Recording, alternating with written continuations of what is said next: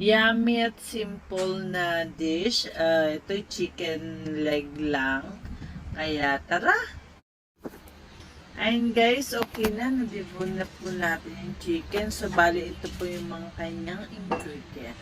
Dark soy sauce, light sauce, honey, paprika, sugar, garlic, and ginger.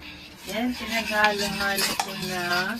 Kaya ito yung sinalabasan. So, kailangan halo-haluin natin hanggang malapot siyang tingnan. Para pag ibigit po natin talaga is talagang mapunta talaga. And guys, so ilagay na natin yung chicken. I-marinate na natin siya. So, halo-haluin lang natin.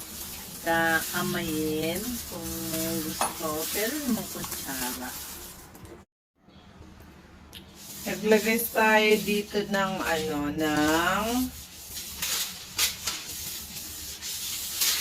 olive oil. And then spread lang. Kasi kailangan nating ilagay yung and then dito sa chicken, maglalagay pa rin ako ng honey. Yan. Bago natin i-plate. Ayan guys, na-plate ko na siya. So,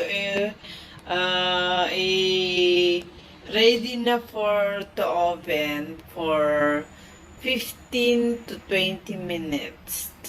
Yan, sinat ko siya ng 205 para kunin ko lang siya ng 15 minutes. Yan, and then check lang natin. So, wait natin kasi reheat ko pa yung oven. Ayan, after 30 minutes, ayan, chararan! Ready to for it. Super juicy and yummy.